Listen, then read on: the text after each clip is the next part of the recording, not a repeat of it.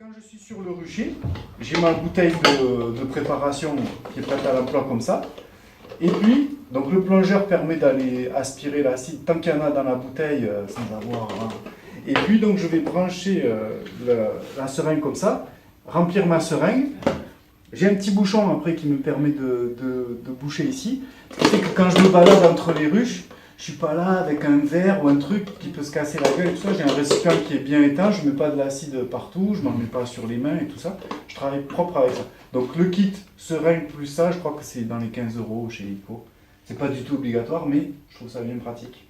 Là, ce matin, j'ai préparé mon sirop 50-50. D'accord? Et il est encore tiède. C'est pour ça que je le déplace dans une je le remets dans un isotherme. Donc le sirop 50-50, c'est simple. 50% de sucre, 50% d'eau. Moi je fais chauffer l'eau à la bouilloire, je pèse mon sucre dans un saladier, je pèse mon eau, je mesure la quantité d'eau sortie de bouilloire, puis avec un fouet, je fouette sans faire chauffer le récipient, l'eau est déjà chaude, ça se dissout parfaitement et vous voyez, il n'y a pas de dépôt derrière. Donc pour faire 1 litre de sirop 50-50, il faut 600 g de sucre et 600 ml d'eau. Et ça donne 1 litre de sirop. Donc dans ce sirop 50-50, on va peser pour 1 litre de sirop 40 g d'acide oxalique. Donc là dedans il y a 40 g. Okay. Donc ça avec un pèse-lettre, un truc un peu précis quand même.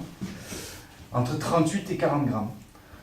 En dessous de 38, on n'a pas forcément la bonne efficacité.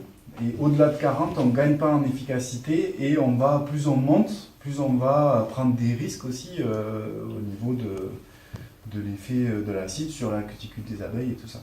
Même si j'en connais qui mettent 60 grammes par litre. Et ils n'ont pas toutes les abeilles devant la ruche le lendemain. Mais bon...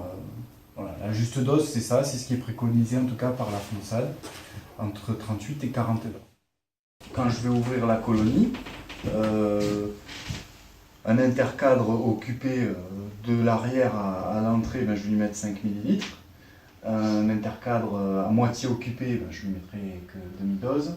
Et ceux qui sont sur les bords éventuellement inoccupés, je ne mettrai rien. Parce que le but, c'est pas de déverser en fait, la solution qu'elle aille sur le plancher de la ruche. C'est vraiment qu'elle aille sur la grappe d'abeille. C'est pour ça qu'on préconise aussi de faire ça à une température, c'est impressionnant à une température entre 5 et 10 degrés, 12 degrés maximum, pour que les abeilles soient quand même grappées à l'intérieur de la ruche.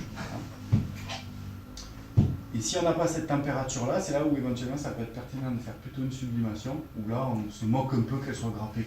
L'acide va se diffuser partout dans la ruche et on aura la même efficacité. Mais ça, pour que ça marche bien, c'est entre 5 et 12. Celles qui sont dessus, elles vont être imprégnées, elles vont être nettoyées, léchées, ça va répandre l'acide.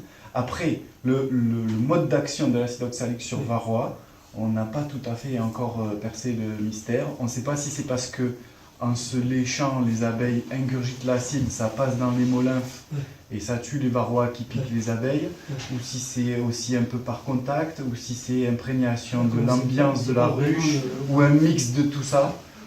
On n'est pas très au clair là-dessus. On sait que ça marche, mais on ne sait pas trop comment ça marche. Effectivement, il ne faut pas le respirer. Des petits grumeaux.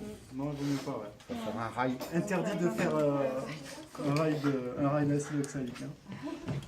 Ça débouche? Je sais pas, mais je ne peux pas savoir.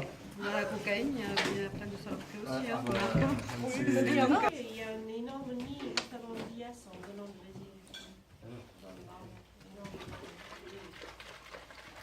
Ah oui, parce que ça fait 80 cm de diamètre.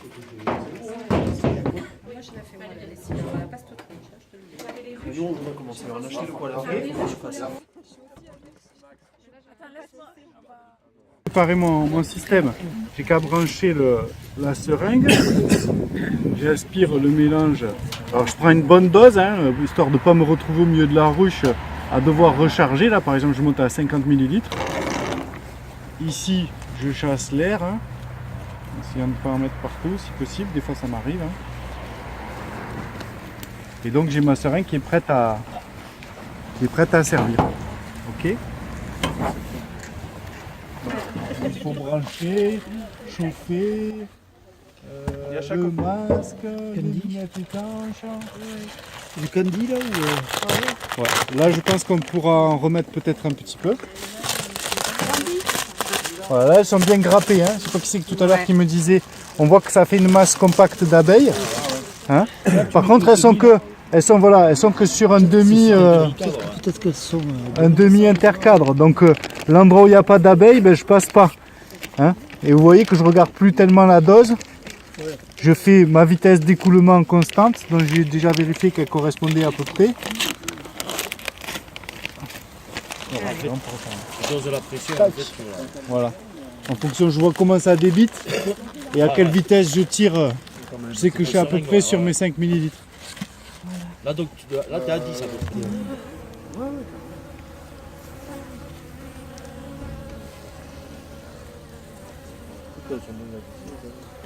Steven Spielberg, un tout petit peu de fumée s'il vous plaît. Facile comme ça. Merci.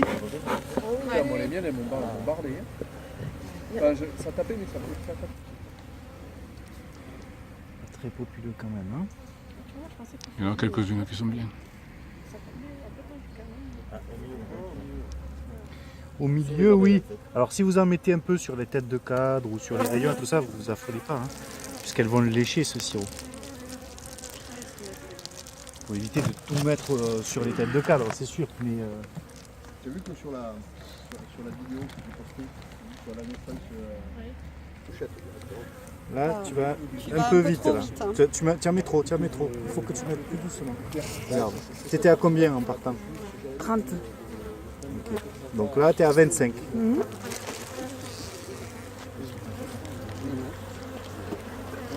Stop. Tu es à 20 là. Tu as fait la moitié. Tu vois, t'en mets trop. Ok. Tu n'avances pas assez vite. Ok. Surtout que là, il n'y a pas d'abeilles. Concentre-toi là où il y a des abeilles. Hein? Ok. Allez.